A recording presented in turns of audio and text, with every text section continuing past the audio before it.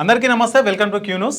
ఇక తెలంగాణలో మొత్తానికైతే స్థానిక సంస్థల ఎలక్షన్ వాతావరణం అయితే నెలకొందని చెప్పుకోవచ్చు. ఇంకా సెప్టెంబర్ 30 లోపు అయితే స్థానిక సంస్థల ఎన్నికలు జరిపి ఫలితాలు వెల్లడించాలని అయితే హైకోర్టు ఆదేశాలు జారీ అయితే చేసింది. ఇంకా ఆ నేపథ్యంలోనే ఎలక్షన్ కమిషన్ అటు రాష్ట్ర ప్రభుత్వం కానీ ఎన్నికలకైతే సర్వం సిద్ధం చేసిందని చెప్పుకోవచ్చు.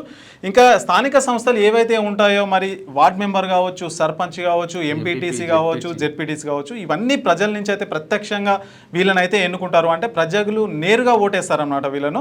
సో వార్డ్ మెంబర్ అయితే గ్రామ స్థాయిలో, సర్పంచ్, అదేవిధంగా ఎంపీటీసీ, మరి మండల స్థాయిలో జెడ్పీటీసీ ఉంటారు. అసలు వీళ్ళ అర్హతలు ఏంటి, వీళ్ళ విధులు ఏంటి, సో వీళ్ళను ఎన్నుకోవడానికి గల వీళ్ళకు ఉండాల్సిన అర్హతలు ఏంటి, వాళ్ళ విధులు ఏంటి, వాళ్ళ పనులు ఏంటి, వాళ్ళ అధికారాలు ఏంటి, సో ఇవన్నీ అయితే తెలుసుకుందాం. ఇవన్నీ తెలుసుకునే ముందు అయితే ముందుగా మనం గ్రామ స్థాయి నుంచి వార్డ్ మెంబర్ నుంచి అయితే స్టార్ట్ చేద్దాం. అసలు వార్డ్ మెంబర్ ఎలా ఎన్నుకుంటారో, అతని విధులు ఏంటి, అతను పోటీ చేయడానికి అర్హతలు ఏంటి, సో ఇవన్నీ అయితే డీటెయిల్స్ అయితే తెలుసుకుందాం మనం ఒకసారి. ఇక వయస్సు 21 సంవత్సరాలు ఖచ్చితంగా నిండి ఉండాలి. వాళ్ళు మాత్రమే ఇక వార్డు మెంబర్గా పోటీ చేయడానికి అర్హులు. అలాగే ఇక ఓటరు నమోదు, మరి ఓటర్ కార్డు ఖచ్చితంగా ఉండాలి. అది కూడా ఏదైతే గ్రామంలో మీరు నివసిస్తున్నారో మరి ఆ గ్రామంకి సంబంధించినటువంటి ఓటర్ ఐడి ఖచ్చితంగా ప్రూఫ్ అయితే ఉండాలి. ఎందుకంటే వార్డు మెంబర్ అంటే మరి బయట వాళ్ళు వచ్చి పోటీ చేస్తూ ఉంటారు కాబట్టి మరి ఆ గ్రామంకి చెందినటువంటి ఓటర్ ఐడి కార్డు ఖచ్చితంగా ఉండాలి. అంటే మీరు ఇప్పుడు ఒక వార్డ్ మెంబర్ అంటే మీరు ఊర్లో ఎక్కడ ఫర్ ఎగ్జాంపుల్ ఒక 10 వార్డ్స్ ఉన్నాయనుకో, మీరు ఎక్కడైనా పోటీ చేయొచ్చు. కాకపోతే అక్కడ రిజర్వేషన్ బట్టి, అంటే ఇక్కడ రిజర్వేషన్ ప్రాతిపదిక కూడా ఉంటుంది అనమాట. అక్కడ కొందరు బీసీ, ఎస్సీ, జనరల్ స్థానాలు, లేదంటే ఉమెన్, మహిళకు సంబంధించి కొన్ని అయితే కేటాయిస్తారు. మరి అక్కడ ఎవరు ఎలిజిబుల్ ఉంటే అక్కడ అయితే పోటీ చేసుకోవచ్చు. ఇక సంతానం ఖచ్చితంగా 2 పిల్లల కన్నా ఎక్కువ అయితే ఖచ్చితంగా ఉండకూడదు. మరి 2 పిల్లల కన్నా ఎక్కువ ఉంటే మాత్రం అనర్హులు. ఇక వార్డ్ మెంబర్ కానీ మరి ఖచ్చితంగా సర్పంచ్ కానీ మరి సంతానం అనేది 2 పిల్లల కంటే ఎక్కువగా ఉండకూడదని. అయితే 2 కంటే ఎక్కువ ఉండొచ్చు. అయితే ఏదైతే ఎలక్షన్ నోటిఫికేషన్ జారీ చేస్తుందో అప్పుడైతే ఒక మినహాయింపు అయితే ఇస్తుంది అనమాట. ఒక కట్ ఆఫ్ డేట్ ఇస్తుంది అనమాట ఎలక్షన్ కమిషన్. అంటే ఈ డేట్ తర్వాత జన్మించిన వారు 3 ఉన్నా ఏం కాదని చెప్పేసి ఒక కట్ ఆఫ్ అయితే ఇస్తుంది. మరి ఆ డేట్ ఎప్పుడైతే ఎలక్షన్ నోటిఫికేషన్ వస్తుందో దాని ప్రకారమే వస్తుంది అనమాట. దాని తర్వాత 3 ఉన్నా ఏం కాదు అని అందులో క్లియర్గా అర్థమవుతుంది అనమాట. 3 ఉన్నా కూడా దాంట్లో ఒక్కరు మేజర్ అయి ఉంటే మాత్రం ఇక వాళ్ళు అర్హులు అని చెప్పుకోవచ్చు. మరి ఇక మ్యాక్సిమం ఇక వాళ్ళ విధులు కనుక చూస్తే, అంటే వాళ్ళు ఏం చేస్తారు, వాళ్ళ పని ఏంటి అని చూసుకుంటే, ఇక గ్రామ పంచాయతీ సమావేశాల్లో పాల్గొంటారు అనమాట. అంటే గ్రామ పంచాయతీ సమావేశాలు మనకి ఇప్పుడు ప్రస్తుతం అయితే నెలకు 2 సార్లు అయితే గ్రామ పంచాయతీ సమావేశాలు జరుగుతుంటాయి. అంటే ఊర్లో అభివృద్ధి ఎట్లా జరుగుతుంది, ఏం జరుగుతుంది, సో ప్రజలకు ఎలాంటి సమస్యలు ఉన్నాయి, వాటిని ఎట్లా నెరవేర్చాలి అనే ఉద్దేశంతో అయితే సమావేశాలు అయితే ఏర్పాటు చేస్తూ ఉంటారు. అందరూ ఉంటారు కదా, ఈ వార్డు మెంబర్లు అందరూ కూడా ఈ గ్రామ పంచాయతీ సమావేశంలో మరి గ్రామానికి మా వార్డులో ఈ ప్రాబ్లమ్స్ ఉన్నాయి, లేకపోతే మన ఊరికి ఈ ప్రాబ్లం, చెరువు ప్రాబ్లమో లేకపోతే విద్యుత్ ప్రాబ్లం, ఇట్లా ప్రాబ్లం అన్ని కూడా ఆ సమావేశంలో చెప్తా ఉంటారు అనమాట. ఆ గ్రామ పంచాయతీ సమావేశంలో పాల్గొనడం అదొకటి. అండ్ రెండోది నిర్ణయాలు అనమాట. అంటే గ్రామ పంచాయతీ సంబంధించి ఏవైతే సమావేశాలు ఉంటాయి వాటి నిర్ణయాలు తీసుకుంటారు. అంటే ఇప్పుడు సర్పంచ్ ఉంటారు, ఉప సర్పంచ్ ఉంటారు.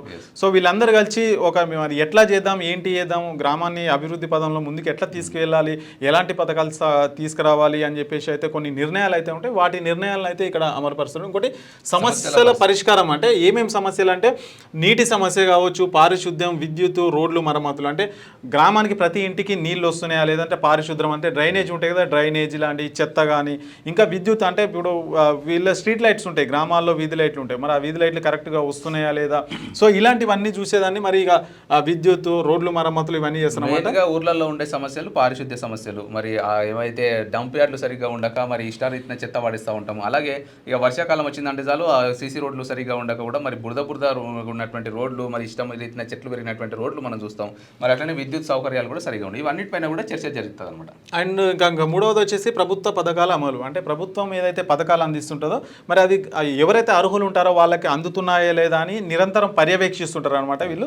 సో అక్కడ కార్యదర్శి ఉన్నప్పటికీ కూడా మరి గ్రామానికి సంబంధించిన వార్డు మెంబర్స్ అయితే ఏంది, మరి ఉప సర్పంచ్ ఏంది, సర్పంచ్, వీళ్ళందరూ కూడా ఉంటారు. అందులో ఇక వార్డు మెంబర్ది క్రియాశీలక పాత్ర అని చెప్పుకోవచ్చు. ఎందుకంటే వాళ్ళ వార్డులో మరి ఎవరైతే అర్హులు ఉంటారో వాళ్ళకైతే మరి వాళ్ళ దగ్గరికి వెళ్ళి మరి వీళ్ళకు ఈ ప్రభుత్వానికి సంబంధించిన పథకాలు అయితే అందే విధంగా అయితే వాళ్ళు చూస్తూ ఉంటారు. ఇంకా రికార్డుల పర్యవేక్షణ. అంటే గ్రామంలో ఎంతమంది మరణిస్తున్నారు, ఎంతమంది జన్మిస్తున్నారు, సో ఇవన్నీ ప్రభుత్వ కార్యదర్శి చూసుకున్నప్పటికీ కూడా మరి ఏదైతే వార్డు మెంబర్ ఉంటారో అతనికి క్లియర్గా తెలిసి ఉంటాయి అనమాట. ఆ వార్డులో ఎంతమంది ఉన్నారు ఏంటి, సో ఇలాంటి సమాచారం అంతా వార్డు మెంబర్ నుంచి కార్యదర్శి అయితే సేకరిస్తారు. ఇక్కడ కూడా వార్డు మెంబర్ అనేట ఆయన ఇక్కడ క్రియాశీలక పాత్ర వహిస్తారని చెప్పుకోవచ్చు.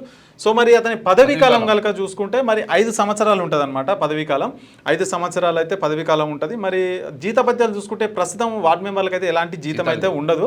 కానీ గ్రామ పంచాయతీ సమావేశాలు జరిగినప్పుడు మాత్రం ఒక 500 నుంచి ఒక 1000 మాత్రం వస్తుంది, ప్రభుత్వం నుంచి వస్తుంది. ఒక 500 నుంచి 1000 మాత్రం వస్తుంది గ్రామ సమావేశాలు జరిగినప్పుడు. మరి సమావేశాలు నెలకు ఒకటేసారి జరుగుతాయి ఒక్కొక్కసారి. సో 500 కూడా రావచ్చు, రాకపోవచ్చు. జీతం అయితే ఉండదు, ఫిక్స్డ్ శాలరీ అయితే ఉండదు అనమాట. వాళ్ళకి ఏంటంటే ఒక రాజకీయ అనుభవం కోసం కావచ్చు, లేదంటే ఫ్యూచర్లో వార్డ్ మెంబర్ నుండి సర్పంచ్గా పోటీ చేయడానికైనా, లేకపోతే రాజకీయ జీవితంలోకి రావడానికి ఇది ఒక హెల్ప్ఫుల్గా అవుతుంది అనమాట. సో ఇదే వార్డ్ మెంబర్లు ఎవరైతే ఉంటారో ఇందులో నుంచి అయితే ఒకరైతే ఉప సర్పంచ్గా ఎన్నుకుంటారు అనమాట, ఎన్నుకోబడతారు. అందులో ఎవరైతే మెజారిటీ ఒక 10 మంది ఉన్నారు అనుకో, ఫర్ ఎగ్జాంపుల్ 10 మంది ఉంటే 6 మంది ఎవరినైతే ఎన్నుకుంటారో వాళ్ళైతే ఉప సర్పంచ్గా ఎన్నుకోబడతారు అనమాట. సో ఇదనమాట ఇంకా వార్డ్ మెంబర్కి సంబంధించింది. మరి ఎవరైతే వార్డ్ మెంబర్కి అయితే పోటీ చేయదలుచుకున్నారో మరి ఇలాంటి అర్హతలు అయితే చూసుకొని అయితే మీ గ్రామాల్లో అయితే వార్డ్ మెంబర్గా అయితే పోటీ చేయొచ్చు. ఇక గ్రామ సమస్యలు తీర్చడానికి ముఖ్య పాత్ర వహిస్తున్నారని చెప్పుకోవచ్చు ఇక వార్డ్ మెంబర్లు కూడా. మరి వార్డ్ మెంబర్లకు చెప్తేనే సమస్యలు, మరి వార్డ్ మెంబర్ వెళ్ళి ఇక సర్పంచ్కు వినతిపత్రం అందించడం, అలాగే సర్పంచ్ కూడా ఎంటర్ అయ్యి మరి గ్రామ సమావేశాల్లో ఈ వార్డ్ మెంబర్ల దగ్గర నుంచి సేకరించి గ్రామ సమస్యలు తీర్చేటువంటి పరిస్థితి అయితే ఉంటుంది అనమాట. ఇప్పుడు కొన్ని గ్రామాల్లో చెరువు కట్టలు ఉంటాయి, మరి దాంట్లో చేపలను కూడా పెంచుతూ ఉంటారు. సో ప్రతిసారి ఆ చెరువు కట్టను కూడా మరి లీజ్కి ఇస్తూ ఉంటారు అనమాట. అంటే ఎవరైతే తీసుకుంటారో దానికి సంబంధించినటువంటి ఆ గ్రామానికి కొన్ని లక్షలు కట్టాల్సి ఉంటుంది అనమాట. ఆ లక్షలు కూడా, ఆ పైసలంతా కూడా మరి గ్రామానికి ఉపయోగించడం, విద్యుత్ కోసం కావచ్చు, రోడ్ల కోసం అట్లా వినియోగించుకుంటూ ఉంటారంట కొన్ని గ్రామాల్లో. సో వార్డ్ మెంబర్ల యొక్క పాత్ర ప్రముఖమైనదని చెప్పుకోవచ్చు. 6వ తరగతి నుండి 10వ తరగతి విద్యార్థులకు గొప్ప అవకాశం. ఏపీ, తెలంగాణ మరియు సిబిఎస్ఈ విద్యార్థులకు ఎలాంటి అడ్మిషన్ ఫీజు లేకుండా సంవత్సరానికి కేవలం 1000 రూపాయలకే ఐఐటీ స్టాండర్డ్స్ తో ఆన్లైన్ ట్యూషన్స్ చెప్పబడును. 15 ఏళ్ల సుదీర్ఘ అనుభవం గల ఫ్యాకల్టీతో క్లాసు నిర్వహించబడును. ఇప్పుడే ప్లే స్టోర్ నుండి ధర్మవాహిని యాప్ ని డౌన్లోడ్ చేసుకోండి. వివరాలకు సంప్రదించండి 7893051526.